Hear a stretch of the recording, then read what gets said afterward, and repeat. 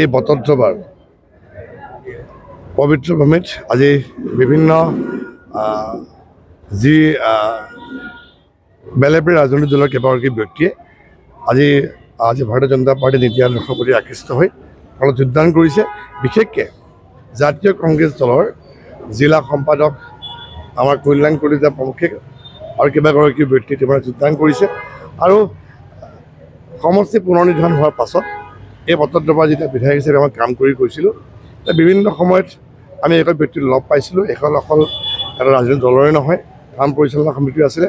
কৈছে মাননীয় মুখ্যমন্ত্ৰী ডক্টৰ হিমন্ত বিশ্ব শৰ্মা ডাঙৰীয়াই বটদ্ৰৱাৰ থানখনৰ কাৰণে যিখিনি কাম কৰিলে বা যোৱা সময়ছোৱাত আমাৰ গোটেই অসমখনৰ কাৰণে বিশেষভাৱে আমাৰ জাতিটোৰ কাৰণে হওক, অসমীয়া আমাৰ সকলোৰে কাৰণে যিখিনি কাম কৰিছে তাত সকলো আজি আপ্লুত হৈছে আৰু দলৰ নীতি আদৰ্শৰ প্ৰতি আকৃষ্ট হৈছে।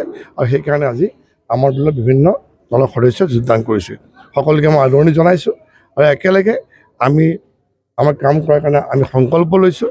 একেলগে কাম কৰি পেলাই আমাৰ যাতে নগাঁও বটদ্ৰৱাৰ সমষ্টিয়ে হওক বা নগাঁও জিলাখনতে আমি যাতে কাম কৰি যাব পাৰোঁ আৰু আমাৰ ৰাইজৰ লগতে আমাৰ সমাজখনৰ কাৰণে যাতে আমি কাম কৰি যাব, তাৰ কাৰণে আমি দৃঢ় সংকল্প লৈছোঁ।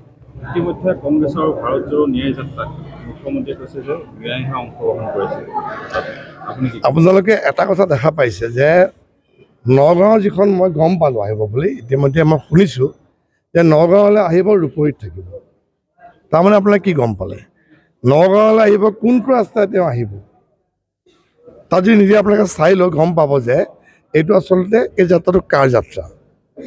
এফালে তেওঁলোকে আজি ভাৰতবৰ্ষৰ ৰাইজৰ কাৰণে হওক বা অসমৰ ৰাইজৰ কাৰণে যোৱা 70 বছৰ অন্যায় কৰি থৈ গৈছে, এতিয়া কৈছে যে ন্যায় যাত্ৰা।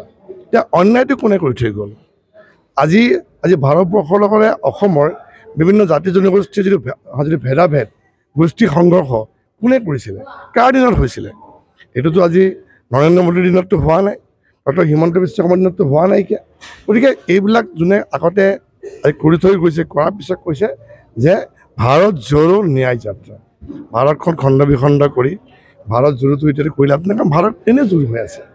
আজি মাননীয় প্ৰধানমন্ত্ৰী নৰেন্দ্ৰ মোদী ডাঙৰীয়াৰ নেতৃত্বত ভাৰত আজি বিশ্বগুৰু এখনত প্ৰতিষ্ঠা হৈছে। ভাৰত আজি আগুৱাই গৈছে সকলো ফালৰ পৰা। গতিকে ইয়াত এইবিলাক কথা বতৰাই আজি অসমত তেওঁলোকে যাত্ৰাত কোনো সফল নাপায়। আৰু দেখা পাইছে যে বটদ্ৰৱাৰে আজি যি ধৰণে যোগদান কাৰ্যসূচী হ'ল, ইয়াৰ পিছতো আজি বিভিন্ন অঞ্চলত আমাৰ যোগদান কাৰ্যসূচী আছে। গতিকে ইয়াত কংগ্ৰেছ বুলি কোনো ইয়াত দল নাথাকিব, কোনো ব্যক্তি নাথাকিব। তেওঁলোকে হয়তো পোষ্টাৰ এখন লগাবলৈকৈ, বেনাৰখন লগাবলৈকৈ এক কৰ্মী বিচাৰি নাপাব। আপুনি ক'ব বিচাৰিছে নেকি যে কংগ্ৰেছৰ যি ভাৰত জোড়ো ন্যায় যাত্ৰা সেয়া সংখ্যালঘু অধ্যুষিত অঞ্চলতহে তেওঁলোকে কৰিছে?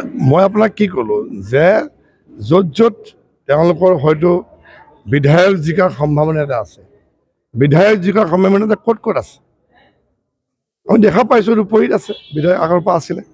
হয়তো ঢিঙত হয়তো তেওঁলোকৰ লগত AUDF-ৰ এটা কম্পিটিশ্যন থাকিব, চামগুৰিত। এইবোৰ ঠাইত যাত্ৰা কৰিছে। এতিয়া নগাঁৱত যেতিয়া ৰূপহীত থাকিব তেওঁ ৰাতিটো, এতিয়া ক'ত থাকিব আপোনাৰ খবৰ ল'বচোন আপোনালোকে। গতিকে যাত্ৰাটো কাৰ যাত্ৰা, এইটো যাত্ৰাত আৰু দেখা পাব যে কোনে ভাগ লৈছে। আগৰ মানুহবোৰ চাব নহয় কোনে ভাগ লৈছে। গতিকে মই ভাবোঁ যে এই যাত্ৰা সফল নহয় আৰু এই যাত্ৰাৰ যোনে কংগ্ৰেছক ভোট দিয়ে তেওঁলোকে তেওঁ যাত্ৰাত থাকিব। কংগ্ৰেছক কোনে ভোট দিয়ে আপুনি নিজে দেখা পাইছে, ক'ত MLA হৈছে মই বুজাই ক'ব নালাগে। গতিকে সেই যাত্ৰাটো তেওঁলোকৰ কাৰণে। জন্মস্থানলৈ মই আহিব নাজানো, কোনোবাই কোৱাই শুনিছোঁ যে ইয়াত যাত্ৰাত আছে বুলি, কিন্তু ইয়াত যাত্ৰাত অহাৰ আজি আগমুহূৰ্তততো দলতে গৰাখহনীয়া হৈ গ'ল। এতিয়া কাক জোৰা লগাব কাৰণে তেওঁলোকে আহিব? দলত তেওঁলোকৰ যোনে নেতৃত্ব লৈ আছিলে কল্যাণ কলিতাৰ পৰা আৰম্ভ কৰি গোটেইখিনি মানুহেতো যোগদান কৰি পেলালে। গতিকে মই নাভাবোঁ যে এই যাত্ৰাই গুৰুজনাৰ জন্মস্থানলৈ আহক। গুৰুজনা আমাৰ সকলো জগতগুৰু, তেখেতৰ চৰণত তেখেতে আশীৰ্বাদ ল'ব আহিছে। ইয়াততো বাধা কাৰো নাইকিয়া, আহিব পাৰে, কিন্তু ৰাইজ তেখেতৰ লগত নাই, এইটো আপোনাৰ নিশ্চিত কথা হয়। বিশেষকৈ গেৰুৱা বসন পিন্ধাটো ডাঙৰ কথা নহয়, কিন্তু মই যে কংগ্ৰেছৰ এখন হাত আছিলোঁ ইয়াত, সেইটোহে ডাঙৰ কথা আছে। মই ইয়াত যিজোপা বটবৃক্ষ আছিল কংগ্ৰেছৰ, আজি সম্পূৰ্ণ ডাল পাত খহাই মই ওলাই গুচি আহিলোঁ। গতিকে এতিয়া বৰ্তমান ইয়াত কংগ্ৰেছ প্ৰায় শূন্য। 4 ঘৰমান মানুহ আছে, আৰু 2 ঘৰমান মানুহ এই 2-4 দিনতে জইন কৰিব আৰু দুঘৰ থাকিব, তেওঁলোকে বেনা পোষ্টাও মাৰিব নোৱাৰে, একো কৰিব নোৱাৰে, ঘৰৰ পৰাই ওলাব নোৱাৰে। যিহেতু আপুনি সাংসদ গৌৰৱ গগৈ অতিকৈ ঘনিষ্ঠ আছিলে। নহয়, হয়, মই ঘনিষ্ঠ আছিলোঁ, নথকা নহয়। কিন্তু কথাটো হ'ল কি, কংগ্ৰেছৰ যি নীতি আদৰ্শ, মই যিহেতু জিলা কংগ্ৰেছৰ সম্পাদক আছিলোঁ, তাত মই কিছুমান স্বৈৰাচাৰী শাসন দেখিছিলোঁ। এক ব্যক্তিৰ নীতি আদৰ্শই তাত চলে, তাত কংগ্ৰেছৰ কোনো নীতি আদৰ্শ নচলে। গতিকে আমাৰ সমষ্টিটো সেই এটা সম্প্ৰদায়ক মানে তোষামোদকাৰী MLA এগৰাকী আমি পালোঁ। আমাৰ কাৰণে তেওঁ কোনো চিন্তা নকৰে, খালি এটা সম্প্ৰদায়ক লৈ তেওঁ ব্যস্ত থাকে।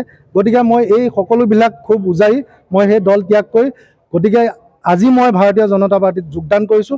আৰু এই জনতা পাৰ্টীৰ আমাৰ নগাঁও বটদ্ৰৱাৰ যি বিধায়ক, কৰ্মস্পৃহা থকা সংস্কৃতিবান যি বিধায়ক ৰূপক শৰ্মাদেৱৰ নেতৃত্বত নগাঁও বটদ্ৰৱাই শতকৰা 85% ভোট লৈ পেলাই অহা 2026-ত জয়যুক্ত হ'ব। আৰু 24-তো ইয়াত যি বিজেপি প্ৰাৰ্থী উঠিব, তেওঁ শতকৰা 85% ভোট পাই অহা আগন্তুক 2024-ৰ যি লোকসভা নিৰ্বাচন আছে, তাত আমি জয়যুক্ত কৰাবলৈ চেষ্টা চলাম। কাৰ নিৰ্দেশ চলে সকলোৱে জানে। এতিয়া অসম কংগ্ৰেছ কওক, আপোনাৰ প্ৰদেশ কংগ্ৰেছ কওক, জিলা কংগ্ৰেছ কওক, এজন মানুহৰ ৰাজত্ব চলি আছে, সকলোৱে জানে, কিন্তু মুখ কোনেও নেমেলে। গতিকে তেওঁৰ গোটেই দাদাগিৰি বুলি কওক, চাই কি বুলি কয়, সেইটো আপোনালোকে অভিহিত কৰিব। মইতো ক'ম যে এইটো তেওঁৰ এক প্ৰকাৰে ৰঙা চকু দেখুৱাই সকলোকে কংগ্ৰেছৰ মানে কংগ্ৰেছটো ধ্বংস কৰা মূল গুৰিটো তেওঁৱেই, বুজা লোকে বুজি পাইছে। মই ৰাজহুৱা এইটো কাৰণে নকওঁ, ভৱিষ্যত দিনত মই কৰিম, কিন্তু আজি মই যিহেতু জইন কৰিছোঁ, বিশেষ মই আৰু সমালোচনা নকৰোঁ। আগন্তুক দিনত আপোনালোকৰ বিভিন্ন কাৰ্যসূচীত মই লগ পাম, তাত আপোনালোকে যি সুধিব কংগ্ৰেছৰ ভিতৰ চোৱাৰ কথা সকলোখিনি মই উদঙাই দিম। আপোনাৰ যেতিয়াৰ পৰা বুজা হৈছোঁ তেতিয়াৰ পৰা ধৰিছোঁ, পৰোক্ষ ৰাজনীতি হিচাপে আমি সদৌ অসম ছাত্ৰ সন্থাত বহুত বছৰ কাম কৰিছোঁ। গতিকে সাংগঠনিক যিখিনি দিশ বা সাংগঠন এটা কেনেকৈ চলে বা সংগঠনত কেনেকৈ চলিবলৈ সেইখিনি জ্ঞান আছিলে। প্ৰত্যক্ষ ৰাজনীতি হিচাপে আজি বিজেপিত আমি জইন কৰিছোঁ, আমাৰ নগাঁও জিলাৰ বিধায়ক মহোদয় ৰূপক শৰ্মা ডাঙৰীয়াৰ উপস্থিতিত। আৰু গতিকে বিজেপিৰ নীতি আদৰ্শৰ প্ৰতি আকৃষ্ট হৈ আৰু তেখেতসকলৰ যি কৰ্মৰাজি, আমাৰ সমাজৰ হওক বা অসমৰ হওক বা দেশখনৰ প্ৰতি তেওঁলোকৰ যিটো শ্ৰদ্ধা, গতিকে দেশখনক সৰ্বশ্ৰেষ্ঠ হিচাপে মানি বা দেশৰ প্ৰতি আকৃষ্ট হৈ বা দেশক স্বাৰ্থ হকে কাম কৰি যাবৰ বাবে আমি মোৰ লগতে বহুত আমাৰ ছাত্ৰ সন্থাৰ কৰ্মকৰ্তাই প্ৰত্যক্ষভাৱে প্ৰত্যক্ষ ৰাজনীতিত বিজেপিত যোগদান কৰিছোঁ।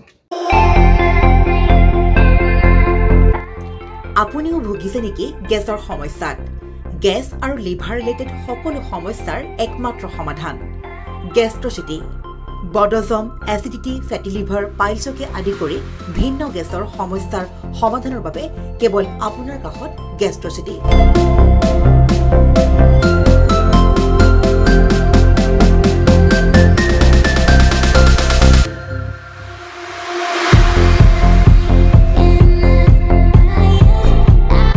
ভিজিট কৰক গেষ্ট্ৰচিটি, গুৱাহাটী, হাতীগাঁও চাৰিআলি।